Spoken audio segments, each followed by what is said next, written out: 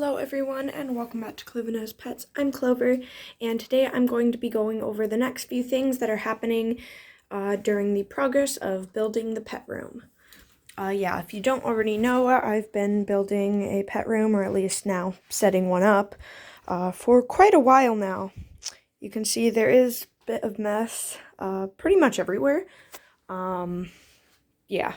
But it is going pretty well so far. There's obviously a ton more things that need to be done, but yeah, we're making progress, and it's going to be going over some of the main things that we are going to be getting done. Alright, so what I'm working on right now is just getting all the animals situated in an environment that they're comfortable in, because I do have a bunch of fry right now, Endler fry, and so yeah, I've got to get them situated. I've got a ton of extra snails that I need a place for, so I got that done. I've just got a ton of fish in general, and they cannot all be in my aquarium. I don't want to overstock it, so I have some, I don't know, like mini pond-like things. One's just a tub, one's a flower pot, so yeah, not great, but it works. It's a solid environment for them. They have everything they need, so yeah. Alright, so the terrarium rack that I'll talk about in a minute is not done yet, so I still have stuff everywhere for terrariums. But this is the aquarium. I'm purposely actually lowering the water. I'm going to be adding something in there. That's why I have it so low. Yeah, it's not just me. Yeah, here's some of the fish in here. Doing really good. They all want food. I think that's actually all of the guppy Endler mixes in here. But yeah, I also have a bunch of dwarf cories. I've got 8 dwarf cories, and then I've got, I believe, 6 ember tetras.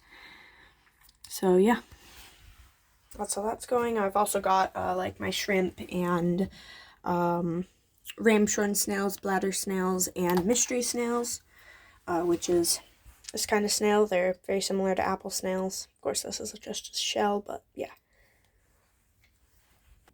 Recently, I've had a bunch of plants just like start growing all of a sudden. I don't know why. I didn't add new fish to the aquarium. I didn't take any out. I didn't fertilize it or anything. But yeah, so I'm just pulling out some. I'm going to get some more out and stuff, and I'm drying those out for the hermit crabs to eat because they love jungle val for some reason. Yeah, this is just plant propagation and some isopods before they go onto the rack.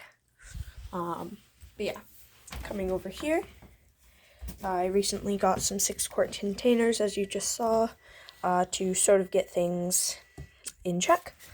So yeah, you can see I just drilled some small holes in the top for ventilation, and then this is where I'm keeping the fry.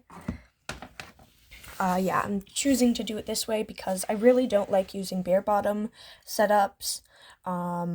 Just in general, I will sometimes, but I really don't like it, and I do want them to have some sort of enrichment. But I don't want it to be impossible to clean.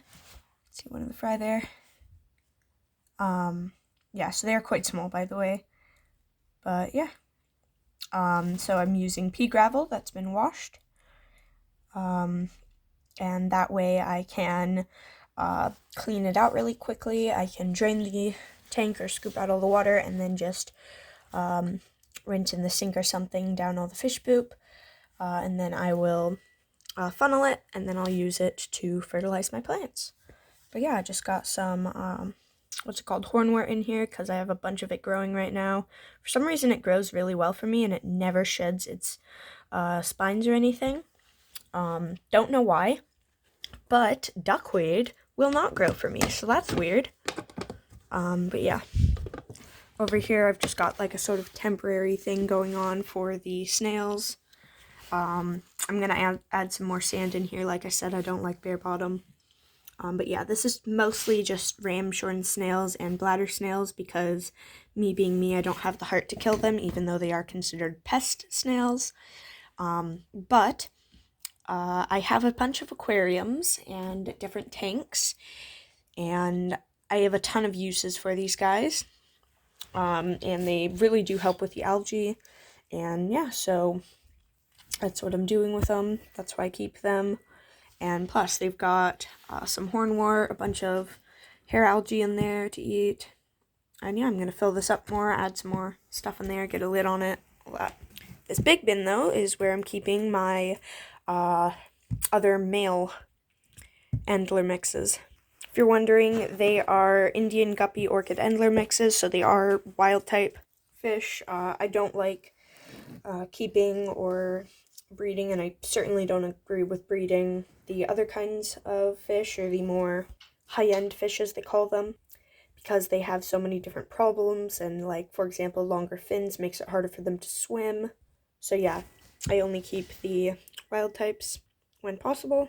So yeah, let me show you what this looks like. I didn't put any ventilation in here because I'm opening it every single day anyways. Plus, on top of that, it's not an airtight container, so yeah. That's what this looks like. As you can see, I've got tons of those snails in here, but I assume you can also see that there is no algae in here. And yeah, everything's in check. I test the parameters weekly, top off the water and stuff, and everything's good. Yeah. You can see some of the fish swimming around. And yeah, so this is where I keep all the males.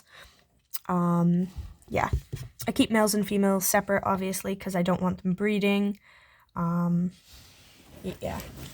So they've got some jungle Vencerania, and then they've got more hornwort.